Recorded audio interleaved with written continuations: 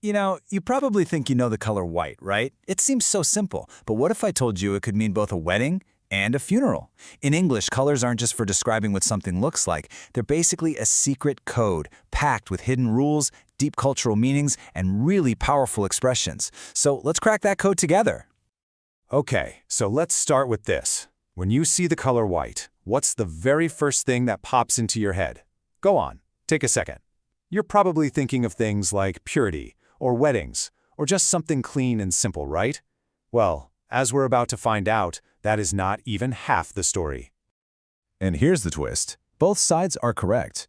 You see, in a lot of Western cultures, white is absolutely the color of weddings and innocence. But in many Eastern cultures, it's the complete opposite. It signifies death and mourning. This is the perfect example of how color isn't some universal language. Nope, it's a cultural code that can change completely depending on where you are in the world. So here's our game plan. First, we'll cover the basic words for colors. Then we'll dive a lot deeper into those really surprising cultural meanings. After that, we're going to get practical with the unwritten rules for putting colors in the right order when you're describing things. And finally, we'll wrap up with some fun, colorful phrases we use all the time. All right, let's jump in. Section 1, the words for hues. Before we can get into all the really cool, complicated stuff, we need to be on the same page with our vocabulary. And it turns out, this is kind of fascinating, most languages actually build their color systems from the same core set of words. So in English, researchers have pinpointed these 11 as the basic color terms. You can think of them as the foundation, like the essential building blocks. Every other shade you can think of, from sky blue to dark brown, is really just a variation on one of these. Oh, and just a quick heads up on spelling. This one trips people up all the time. If you're in the US, you'll write color and gray. But if you're in the UK or lots of other places, they add a U to make it color and swap the A for an E to get gray. Now, they sound exactly the same when you say them, but it's a really common spelling difference to watch out for. Now for section 2, where things get really interesting. Meanings across cultures. We already saw a glimpse of this with white, but that same idea applies to pretty much every single color. The same hue can send a completely different message depending on your audience. And really, this chart just scratches the surface. I mean, take red. In the West, it can scream danger or love. But in China, it's the color of celebration, good luck, and happiness. Or look at blue. Often it's seen as trustworthy, even corporate, in the West. But it holds deep spiritual meaning in many Eastern traditions. The big takeaway here? Context is absolutely everything. And the meanings can get even more specific and, well, surprising. For instance, in South Africa, red is actually the color of mourning. And in China, well, wearing a green hat can imply that your wife is unfaithful. That's a cultural symbol you definitely want to understand before you decide to wear one.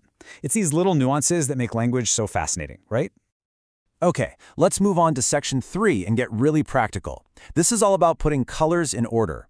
When you use a bunch of adjectives to describe an object, you can't just list them randomly. English has these unspoken rules, and they're especially important when a color is in the mix.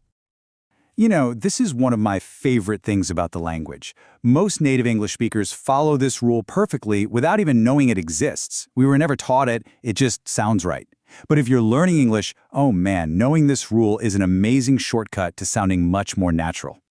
So here it is, the official order. It goes opinion, then size, then age, then shape, and then at number 5 you get to color.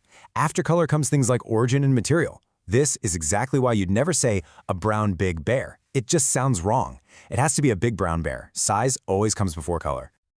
This quote from the author Mark Forsyth is the ultimate example. Just listen to the flow. Lovely is the opinion. Little is the size. Old is the age. Rectangular, the shape. And then there's our star. Green, the color, right before origin and material. I mean, try to mix that order up. It sounds completely wrong. It's a perfect illustration of that hidden rule in action. All right, and for our final section, let's talk about colorful phrases. Because colors aren't just for literal descriptions. They're at the very heart of countless idioms that we use to describe our situations and our emotions every single day. For example, if you get the green light on a project, that means you have permission to start. It's time to go. But, if that project doesn't work out, you might end up feeling blue, which, as you probably know, just means feeling sad or a bit down. If you try to sneak a cookie before dinner, you might get caught red-handed, which means you were caught right in the middle of doing it. Hopefully, getting caught is something that only happens once in a blue moon, which is just a great idiom for something that happens very, very rarely.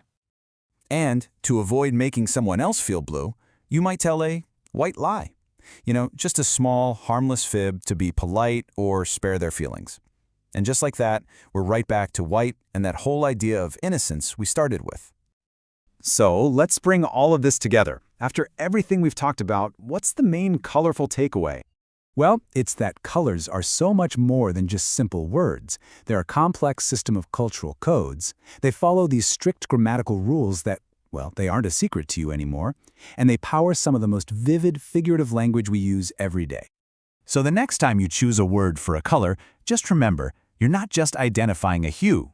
You're choosing a cultural meaning, a specific grammatical position, and an emotional tone, all in one.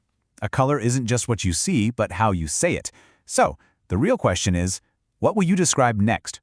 Thanks so much for joining me for